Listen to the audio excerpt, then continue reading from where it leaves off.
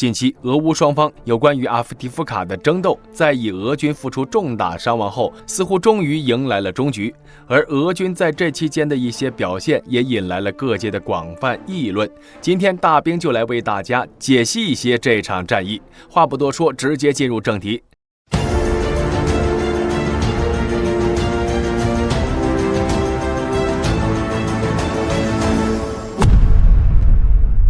在了解这次战役之前，我们首先要知道俄军为何要突然对阿夫迪夫卡发起猛攻，其原因可谓是老话常谈了，那就是重要的战略意义。要知道，阿夫迪夫卡作为顿涅茨克市外围的卫星城之一，该城以最长约10公里、最宽约3.7公里，其城北坐落有著名的焦化厂。俄乌战争爆发之前，该城人口约为3.1万余人，而在2014年到2015年的乌东战事结束后，该城便成为了乌军立下的前沿基地。由于其距离顿涅茨克市只有5-6公里，再加上自身的体量不小，因此乌军早就在这一屯驻了重兵，算是较早实现堡垒化的顿巴斯城市。也正是因为该城离顿巴斯市区极近，乌军将其堡垒化之后，时常以此为基地炮轰市区内的顿军。由于在俄军没有公开参战前，乌军在此地有着明显的军事优势，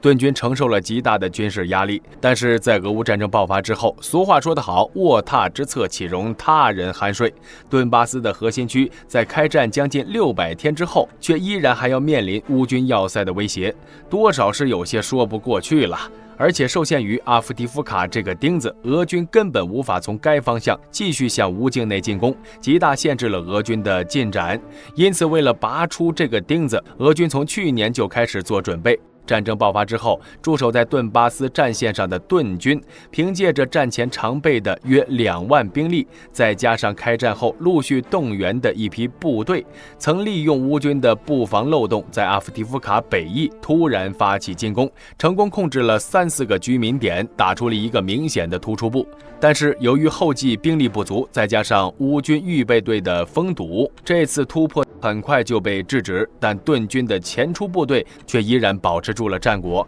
形成了在该城北部的攻势阵地。这时由于顿军战损太大，且俄正规无法支援顿军，北面的攻势再次僵持，直到2022年8月间，顿涅茨克第一军经过几个月的休整，再次集结部队猛攻阿城南翼。期间，乌军由于正在准备哈尔科夫反攻，一时间无法驰援阿夫迪夫卡，使得顿军再次取得突破，控制了佩斯基。在该处取得突破后，顿军开始借由佩斯基向周边扩张，但过程并不容易，因为乌军的堡垒区层层叠嶂，顿军只能一层层攻克。所以经过很长一段时间才控制了沃达尼和欧伯丁2个定居点。至此，俄军初步在阿夫迪夫卡方向形成了南北夹击之势，但进度还远远不够。随后的长期时间里，顿军依旧在阿城南面出击，但乌军阵地异常坚固，且防御部队抵抗的异常坚决，再加上火力配置十分全面，所以顿军在这个方向伤亡惨重，且进展愈加缓慢，战局再次僵持了下来。紧接着，下一次重大进展是在今年2月份，顿军突然停止了在阿城南面的进攻，转而进攻背面防线。顿军的突然转变令乌军措手不及，使其先后占领了维瑟勒、卡马尼安卡，后又折兵转向克拉斯诺霍里夫卡，并将其控制。在这一系列进攻行动后，期间顿军甚至跨过了铁路线，攻至斯捷波沃，情况相当危急。因为这条铁路线是维系阿城乌军的主要生命线，顿军攻至斯捷波沃，相当于切断了乌军的铁路补给。如果战果进一步扩大，很可能会对阿城形成战术包围。于是乌军随即集中兵力反击。这时，顿军由于机动力耗尽，只能退回铁路线以东。在这之后，该战线再次僵持。但是经过以上行动，俄军也算是完成了对阿夫迪夫卡的3面包围，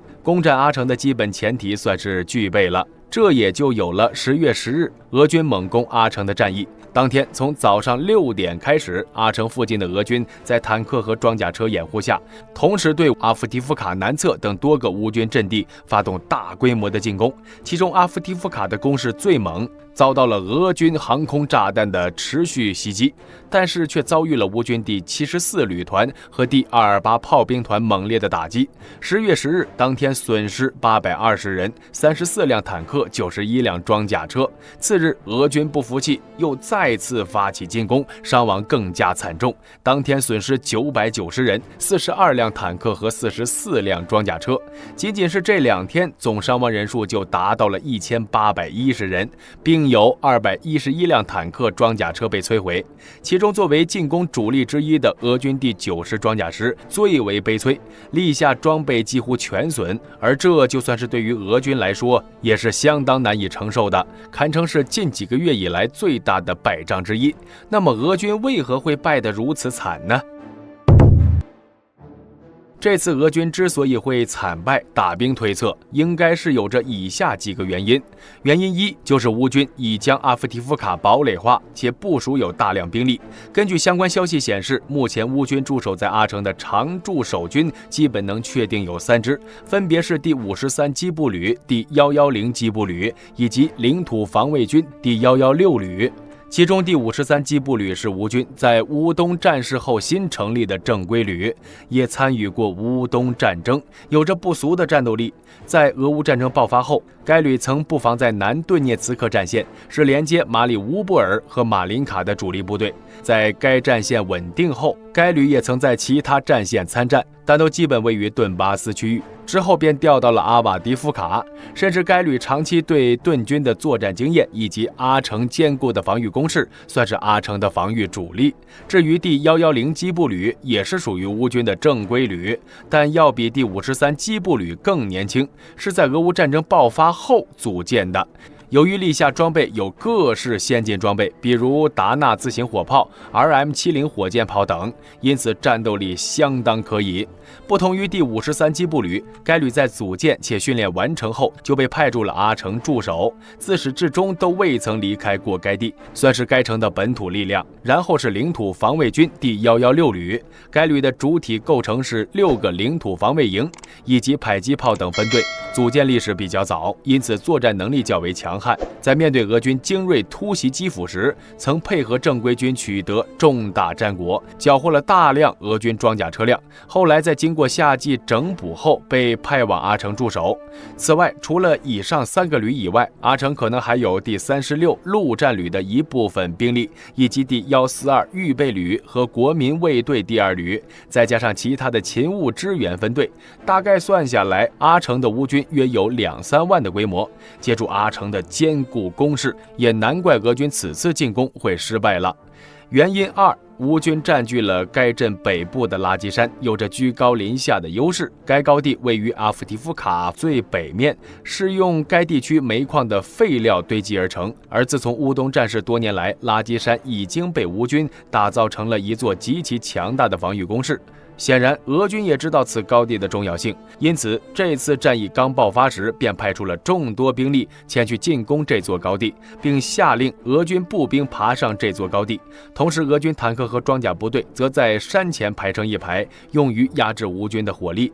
但是令俄军没想到的是，驻守在山上的乌军第110机步旅却早就知晓了俄军的动作。该旅曾发布了一段视频，内容显示俄军如何派遣一队又一队的坦克和装甲车，将数百名士兵运往接触线。期间，乌军借助高地的优势，将俄军的一举一动尽收眼底，并借机向逼近的俄军开火，导致数十辆装甲车被乌军无人机和地雷摧毁。不仅如此，驻守在高地上临时增派过来的乌军第55炮兵旅也在不断炮击俄军地面部队，削减俄军的进攻烈度。但尽管如此，借助庞大的兵力，俄军依然逼近了拉基山。此前，一些俄罗斯消息人士曾发布了一段视频，展示了俄军步兵冲击该高地的情况。但是由于乌军在高地边缘设置了众多机枪阵地，用于杀伤靠近的俄军步兵，最终只有1名俄军士兵成功登上外壁，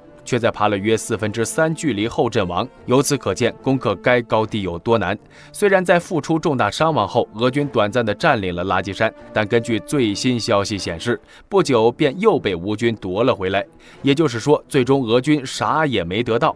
原因3，俄军太顾及伤亡情况，一旦出现较大的伤亡，其攻势便难以为继。要知道，俄乌开战至今，比较知名的几场攻坚得手战役，很少是由纯俄正规军来完成的，大多都是要么是让盾军当先遣部队，要么是让瓦格纳来攻坚，本身却不愿意付出重大伤亡，但这却导致了许多攻势经常半途而废。以今年年初东部军区进攻福勒达为例，虽然乌军在城内只有第72机步旅驻守，俄军有着绝对的火力兵力优势，且通过前期的攻势，俄军已经抵达城下。但由于此时俄军载具折损惨重，之后的城区作战又将面临步兵的大量伤亡，于是紧要关头之下，俄军竟然选择盾兵坚城之下。这是要让乌军主动撤走吗？显然不可能。最终结果就是乌军支援部队抵达，不仅击退了进攻福勒达的俄军，甚至还收复了一部分失地，相当的戏剧性。与之相比，阿城这边的情况也是极为相似。大兵上面也提到了，对于阿城的进攻早就断断续续打了好几次，每次虽然都能取得突破，但不久就会被堵上缺口。造成该结果的原因就在于，负责该区域的顿涅茨克第一军在后续的进攻行动中也到了同样死伤不起的程度，因此一旦进入血战阶段，顿军的攻势就迅速下降了。而这次俄军集结兵力进攻阿城也是如此。在经过最初几天的巨大伤亡后，从最初的战场信息来看，俄军对阿城的炮击密度和装甲车出动数量已经大幅下降，投入的进攻兵力人数也比之前少了很多，明显能观察到俄军进攻乏力，已是强弩之末。看来这次的短时间进攻又要以俄军惨败收尾了。不过需要注意的是，在俄军进攻受挫的同时，近日乌军却再次取得重大战果。